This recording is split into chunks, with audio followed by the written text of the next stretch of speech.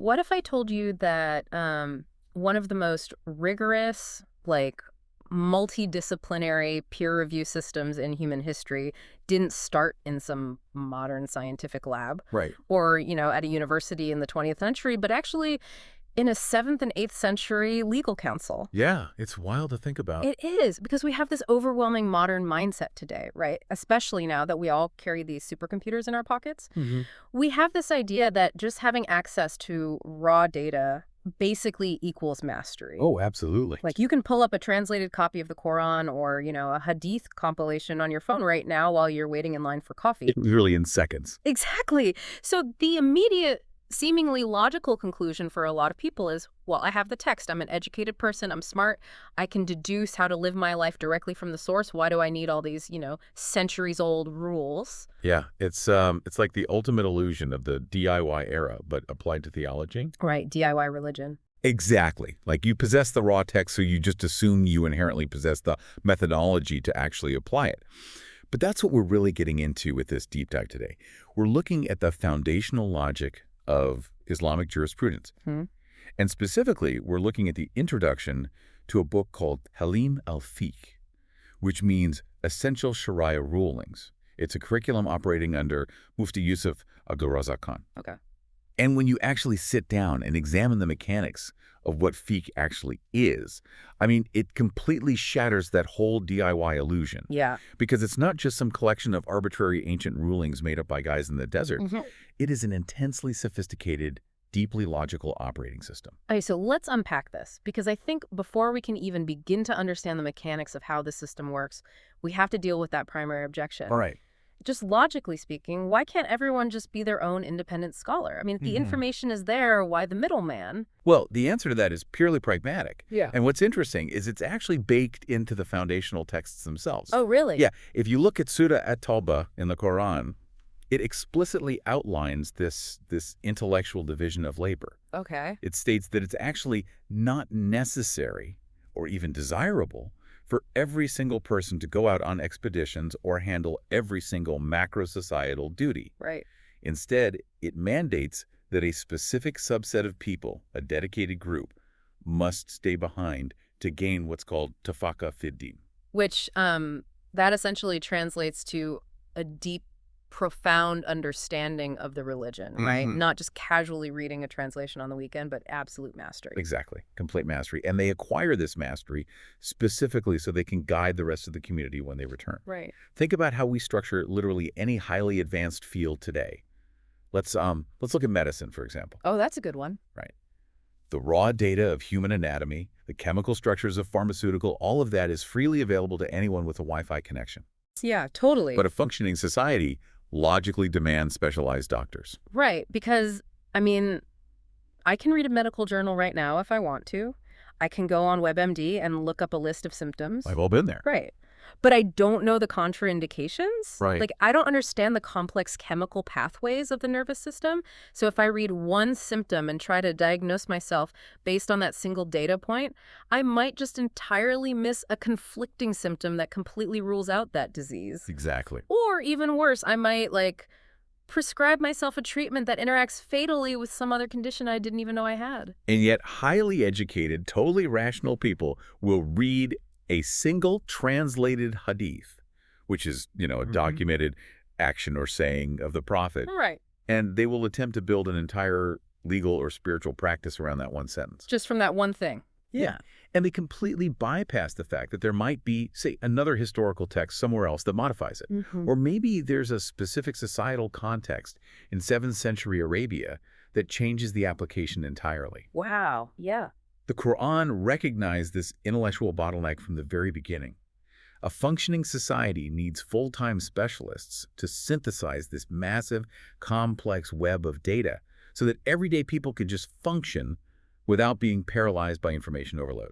Okay, here's where it gets really interesting for me. Because when you mention these specialists, particularly when we talk about Hanafi fiqh, the modern skeptical mind immediately imagines one guy. Right. Like, we picture, Imam Abu Hanifah sitting in some dimly lit room in Kufa centuries ago, just stroking his beard and imposing his own personal logic onto the religion. Just making it up as he goes. Exactly. Like, I think this makes sense, therefore it is now the law for everybody. Yeah, and that visual is just entirely detached from historical reality. Oh. Oh, completely. Imam Abu Hanifah and his top students like Imam Abu Yusuf and Imam Muhammad, they were not operating as lone wolves. Okay. They were engaging in shura, which means mutual consultation.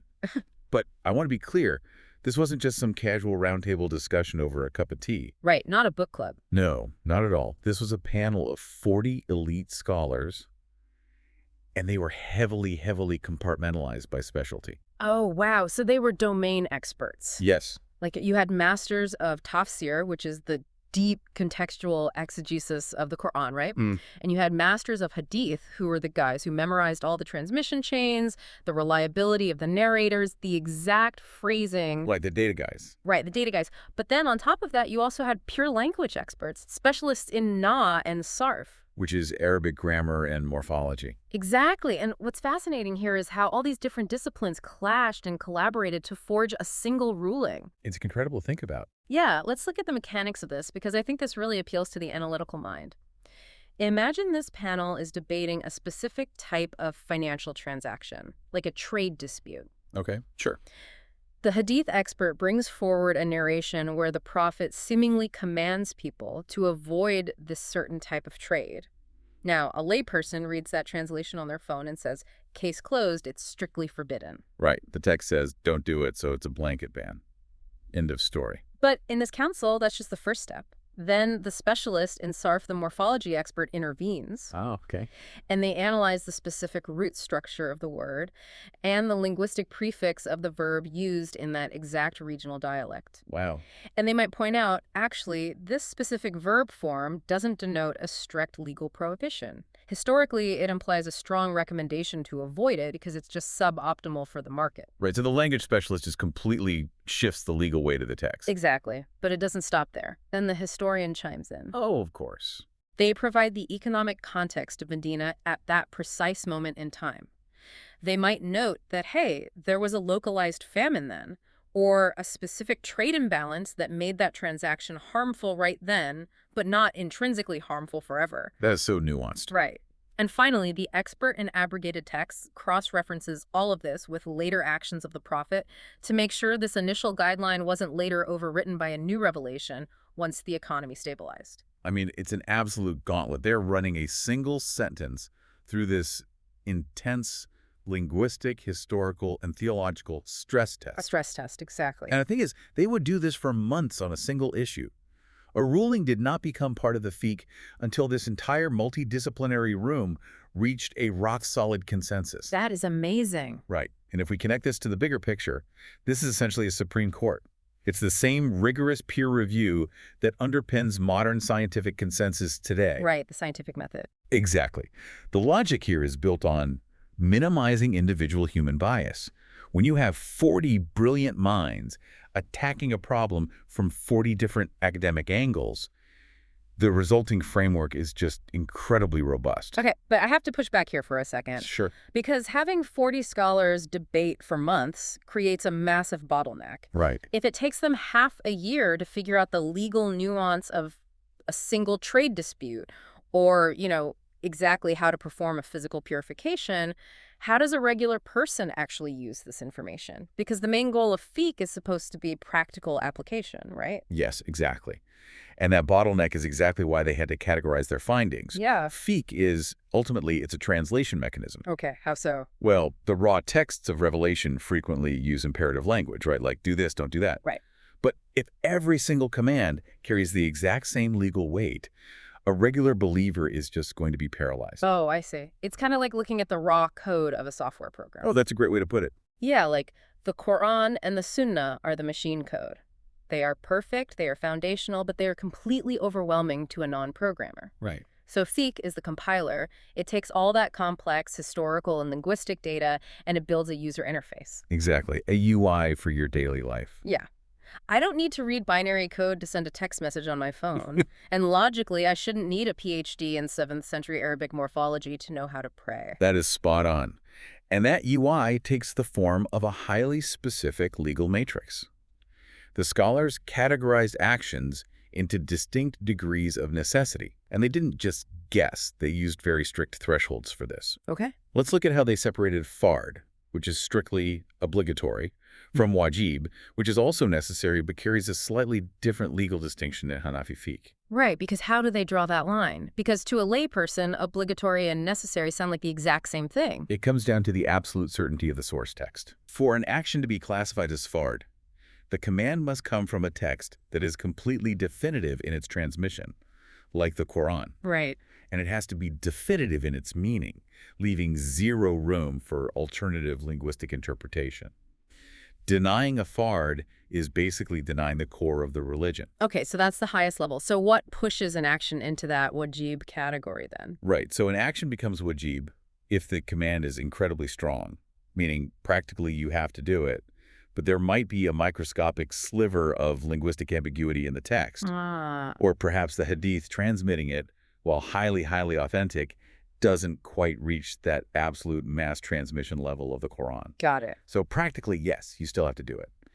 But legally and theologically, the scholars built in this nuance to protect the absolute sanctity of the fard category. That is incredible precision. I mean, they really thought of everything. And that trickles all the way down the matrix, right? Oh, absolutely. Because then you have sunnah, which are the established practices of the prophet. But then right below that, you have mustahab, which are their recommended actions. Right. So if I read a hadith that says the prophet liked a specific food, or he used a certain type of twig, like a miswak, to clean his teeth, the fiqh scholars have already analyzed that. Yes. And they categorize it as mustahab. So it's a great idea. It brings spiritual reward.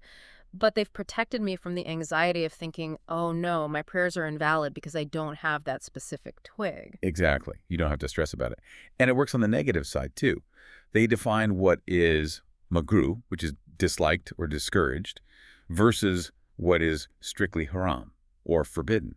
Right. This whole matrix allows a modern person to prioritize their limited energy. If you only have, say, a 10-minute break at work, you look at the fiqh, you fulfill the fard and wajib requirements of your prayer, and you know you are legally sound. The scholars did the debugging, so you can just run the program. Okay, so what does this all mean then? If this system is so heavily structured by linguistic analysis, historical context, and categorization like very academic stuff, a skeptical mind might argue that fiqh is entirely just a product of human reason. Right. That's a common critique. Yeah, that it's just analogical reasoning, what they call qiyas, and that it's kind of divorced from the actual divine mandate. Yeah, and that assumption fundamentally misunderstands the relationship between the intellect and the text in this tradition. Okay, how so? Well, logic is never used to override the revelation. Logic is the compass, but the Quran, the Hadith, and the established consensus of the Sahaba, the companions of the Prophet, they are the map. Oh, I like that. Because a compass without a map just points north. Right. It tells you absolutely nothing about the actual terrain, you know, the cliffs or the oceans that are in your way. Exactly. The compass is totally useless without the topography. Every single ruling in a book like Talim al-Fiqh is anchored deeply in the text. Human reason is simply the tool used to extract the topography of that text so we can navigate it safely. Right. And when they do use qiyas, or analogical reasoning, it is incredibly strict. Really? Because analogy kind of sounds like, you know, you could just make up whatever connection you want if you're smart enough. Oh, they definitely couldn't do that. To use qiyas, they had to find what's called the ilah. The ilah. Yes, which is the underlying effective cause of a ruling. Yeah. So, for example, if the text forbids wine, the raw literalist might read that and say, okay, only wine made from grapes is forbidden. Right, because the text specifically says wine. Exactly. Yeah. But the fiqh scholar uses logic to extract the ilah, the effective cause, which is intoxication. Ah, I see. Therefore, any substance that intoxicates, even if it's some synthetic chemical invented in the 21st century, falls under that exact same prohibition. Wow. The logic bridges the ancient text to the modern reality, but the prohibition itself always originates in the text. And the navigation they're mapping out here isn't just, you know, high-level theoretical philosophy for academics. It's hyper-practical. Like, the curriculum we are looking at covers the absolute baseline that every Muslim man and woman is obligated to know. The rules of purity, wudu, which is the daily ablution, ghusl, the ritual bath, tayammum, what to do if you literally don't have water. Right. It moves very sequentially. It goes through salah, fasting, zakat, and hajj. In fact, the very next lesson in the specific curriculum tackles wudu. Which makes total logical sense. I mean, if you are going to stand in prayer 5 times a day, you need the physical preparation for that act to be completely streamlined. Right, you don't want to overthink it every single time. Exactly. You cannot be standing at your bathroom sink at 5 a.m., pulling up a translated hadith on your smartphone and trying to deduce the exact boundary of where the face ends and the hairline begins based on a literal translation of a 7th century Arabic word. Yeah, that's just a recipe for disaster. And this raises an important question regarding efficiency. The modern analytical person loves to optimize every single part of their life. Oh, absolutely. Life hacks everywhere. Right. They use scheduling apps. They automate their finances. They follow optimized workout routines designed by expert trainers. Yeah. Why would that exact same person insist on a chaotic, unverified DIY approach to their spiritual life? Honestly, I think it's intellectual arrogance masquerading as independence. That's a very good way to put it. Fiqh offers an optimized system. The heavy intellectual lifting is already done. The rigorous debate is finished. Yeah. Translating these dense historical texts into accessible language allows a student, or a busy professional living today, to perfectly align their daily routines with the prophetic model and to do it without friction. Right. It really just requires a degree of intellectual humility. Yes. Like, you trust the structural engineer who calculated the load-bearing capacity of the bridge you drive over on your way to work. Yeah. You don't pull over and ask to see their math before you cross. You trust the peer-reviewed system that credentialed them in the first place. Logically, relying on Fiqh doesn't mean you aren't smart enough to read the text. It actually means you are smart enough to recognize the value of a meticulously stress-tested legal framework. It's a massive intellectual heritage. Yeah. And was designed specifically to protect the layperson from their own blind spots. Yeah. We're going to leave you with a final thought to mull over. Okay. We look at this early generation, Imam Abu Hanifah and his panel of 40 absolute masters. These were people who natively spoke the language. They lived just a generation or two removed from the original source.